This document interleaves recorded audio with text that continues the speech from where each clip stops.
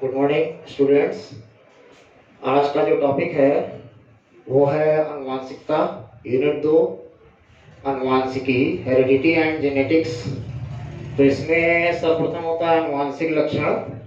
आनुवांशिक लक्षण वे लक्षण जीवों के वे सभी लक्षण जो पीढ़ी दर पीढ़ी स्थानांतरित होते हैं उन्हें आनुवांशिक लक्षण कहते हैं। जीवों के वे लक्षण, वे सभी लक्षण जो पीढ़ी दर पीढ़ी स्थानांतरित होते हैं उन्हें आनुवांशिक लक्षण या वंशागत कहते हैं।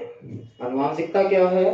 माता पिता या जनक, माता पिता या जनक के उन गुणों का अध्ययन जो संतानों को जनक के समान बनाते हैं उन्हें आनुवांशिकता या आनुवांशिकी कहते हैं। जीव विज्ञान, अब आनुवांशिकी क्या है? जीव विज्ञान की वह शाखा, ये जीव, इसको जेनेटिक्स भी बोलते हैं, जेनेटिक भी बोलते हैं। जीव विज्ञान की वह शाखा जो माता पिता और संतान के समान लक्षणों के वंशागति, क्या वंशागति या आनुवांशिकता से संबंधित है। आनुवांशिक विज्ञान या आनुवांशिकी कहलाती है।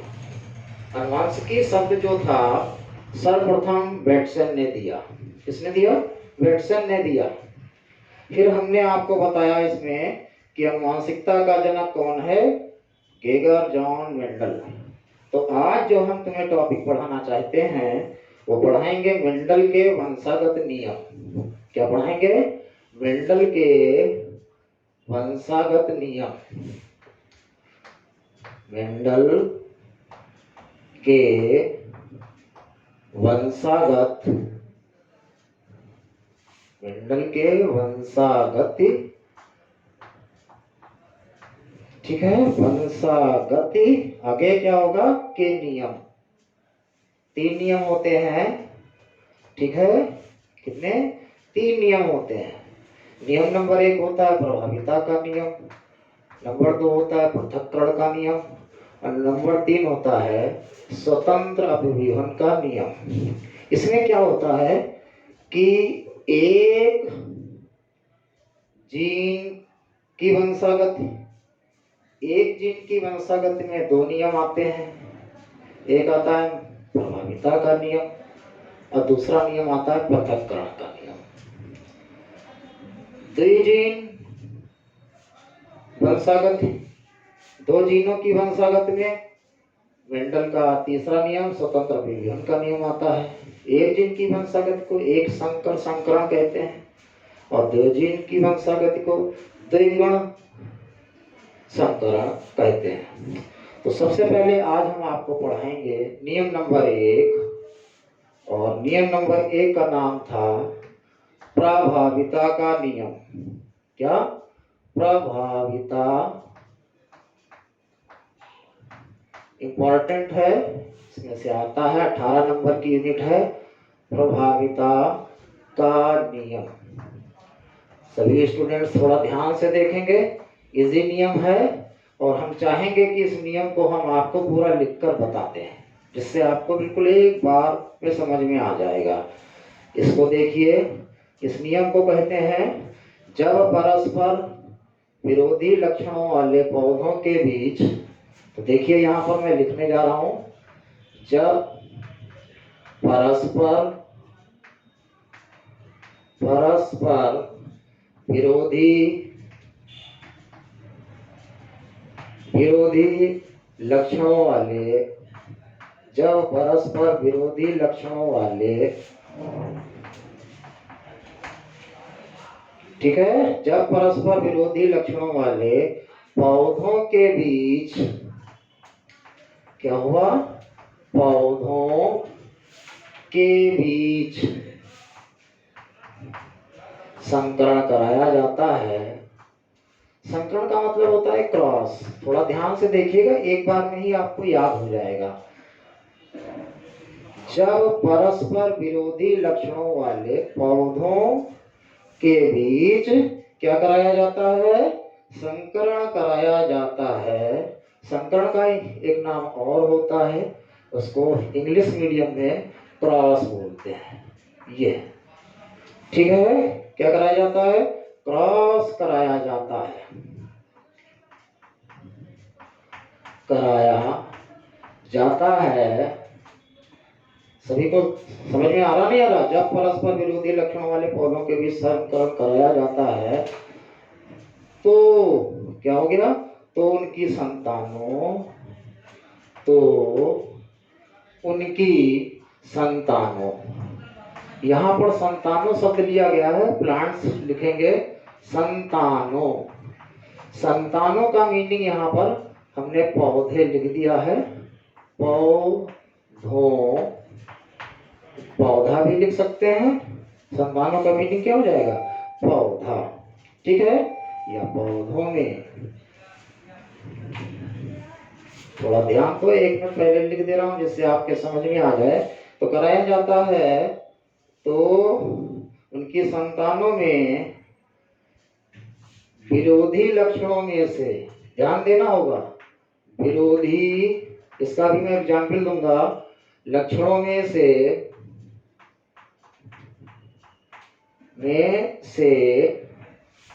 एक लक्षण प्रभावी,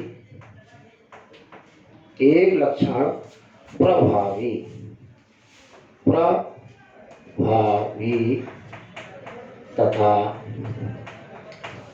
दूसरा लक्षण अप्रभावी होता है। दूसरा लक्षण अप्रभावी क्या होता है? अप्रभावी, अप्रभावी होता है, ठीक है। अप्रभावी होता है, इसे हम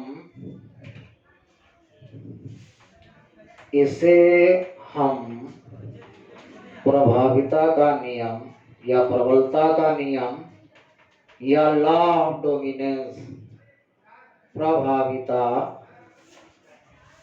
का नियम कहते हैं।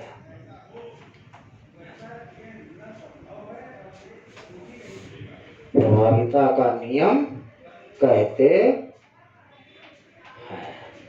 ये आपका नियम हुआ। अब सभी लोग देखिए, मेंडल के वंशागत के नियम में पहला नियम जो था वो हमने आपके स्क्रीन पे दिखाया, लिखकर दिखाया है जिससे आप सभी को याद भी हो जाए। मेंडल के वंशागत के नियम, ये मुख्य हेडिंग थी, उसमें पहले नियम को हमने बताया। पहला नियम नंबर 1, ये आपको समझाया जा रहा है। जब परस्पर विरोधी लक्षणों वाले पौधों के बीच संकरण कराया जाता है, तो विरोधी में यहाँ पर जैसे एक एग्जाम्पल हम आपको बता रहे हैं, जैसे शुद्ध लाल, मेंडल ने मटर के पौधे का चयन किया था, तो एक उसमें बता रहा हूं, जैसे शुद्ध लाल पुष्प, ठीक है। और विरोधी क्या हो गया? विरोधी आपका हो गया शुद्ध सफेद पुष्प, शुद्ध सफेद पुष्प, ओके। ये 2 प्रकार के थे पौधे। शुद्ध लाल पुष्प, इसको हमने माना कैपिटल आर, और कैपिटल आर ये हो गया स्मॉल आर, स्मॉल आर। ये विरोध हो गया। लक्षणों, विरोधी लक्षणों वाले पौधों के बीच संकरण कराया गया। क्या कराया गया? संकरण का मतलब क्रॉस कराया जाता है, या क्या लिखा है? संकरण कराया जाता है, यहाँ पर है और जोड़ लीजिए। तो उनकी संतानों में, संतानों को आगे मैंने लिख दिया है पौधों, क्योंकि पौधे की संतान पौधे होगी। तो पौधों में विरोधी लक्षणों में से एक लक्षण प्रभावी, क्योंकि प्रभावी का नियम पढ़ रहे हैं ना, तो ये दिखाई देगा। और दूसरा क्या था? अप्रभावी, ये दिखाई नहीं देता है। जो दिखाई दे रहा है तो दिखाई देने का मीनिंग ये हो गया, वही प्रभाविता का नियम हो गया। तो जब परस्पर विरोधी लक्षणों वाले पौधों के भी संकरण कराया जाता है तो उनकी संतानों में विरोधी लक्षणों में से क्या हो गया, विरोधी लक्षणों में से एक लक्षण प्रभावी, दूसरा अप्रभावी। अब इसका मैं आपको उदाहरण देना चाहता हूं, जिसको आप देखिए। यहाँ पे मैं आपको बता रहा हूं, ये मैंने लिखा यहाँ पर शुद्ध लाल पुष्प। ठीक है, मैंने पहले भी बता दिया है, लेकिन यहाँ पर आप इसका एग्जाम्पल देना है, शुद्ध लाल पुष्प। और ये आपका हो जाएगा शुद्ध सफेद पुष्प। दो प्रकार के पुष्प हो गए, सफेद पुष्प। विरोध हो गया। ठीक है, इधर हमने क्या कर दिया, इधर हमने लिख दिया पितर पीढ़ी। ये पितर पीढ़ी जनरेशन हो जाएगी, पितर पीढ़ी।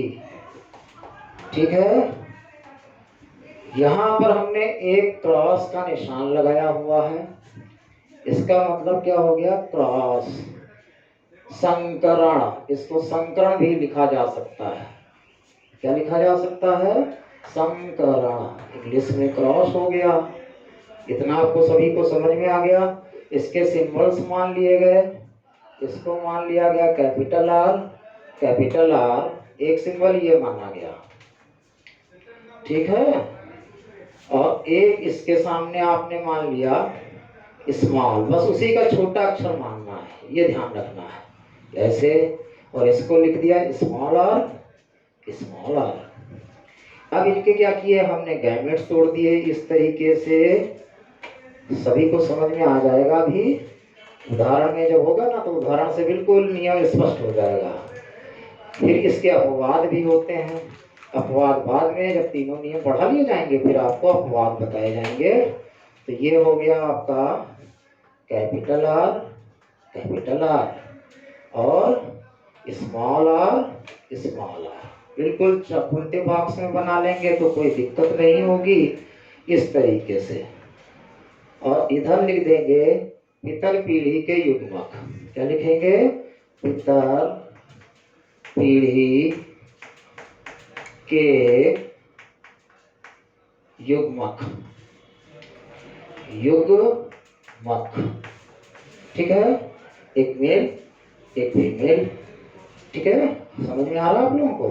फिर क्या करते हैं, इसको ले लेंगे, इस पोल को इससे मिला लेंगे।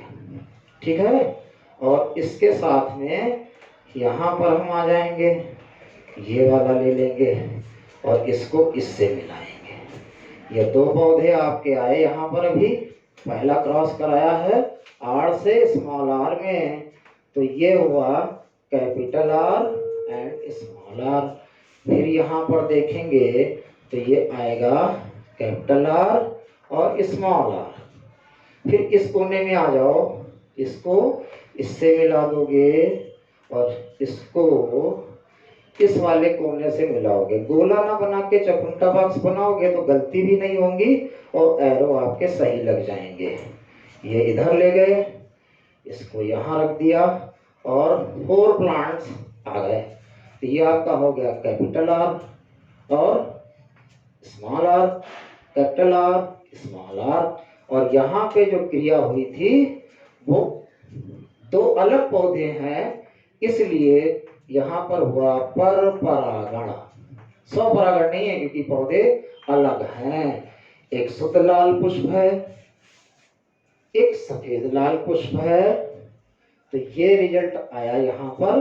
तो पहले आप लिखोगे प्रथम पीढ़ी, इसका सिंबल F1 होता है, प्रथम पीढ़ी, और इसका सिंबल हो जाता है F1 जनरेशन। और इसकी विशेषता क्या है उसको ध्यान में आप देखिए। यहां शब्द जुड़ेगा संकर। क्या जुड़ेगा, संकर लाल पुष्प। संकर शब्द इसलिए जुड़ा क्योंकि इसमें सफेद रंग जो था वो दबा हुआ है और ये लाल रंग वाला जो है ये, इसमें ये स्पष्ट हो रहा है। इसलिए यहाँ पर शंकर लाल लिख दिया गया। ओके, सभी को समझ में आया? इसका उदाहरण क्या हुआ?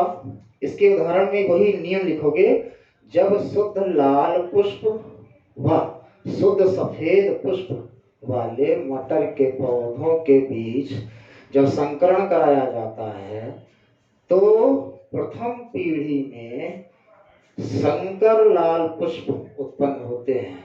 क्यों उत्पन्न होते हैं? क्योंकि प्रभाविता का नियम लागू होता है। क्या नाम लागू होता है? कि प्रथम पीढ़ी की संतानें संकर लाल पुष्प वाली होती हैं और लालपन का गुण जो होता है ये प्रभावी होता है, जबकि सफेद रंग का गुण अप्रभावी होता है। इस आधार पर इसे प्रभाविता का नियम कहते हैं। ठीक है, फिर एक बार रिपीट कर रहे हैं कि जब परस्पर विरोधी लक्षणों वाले विरोधी लक्षणों वाले पौधों के बीच संकरण कराया जाता है तो उनकी संतानों में विरोधी लक्षणों में से एक लक्षण प्रभावी तथा दूसरा लक्षण अप्रभावी होता है। इसे हम प्रभाविता का नियम कहते हैं। ठीक है, फिर अगले लेक्चर में आपको हम मेंडल का दूसरा नियम पढ़ाएंगे। ओके।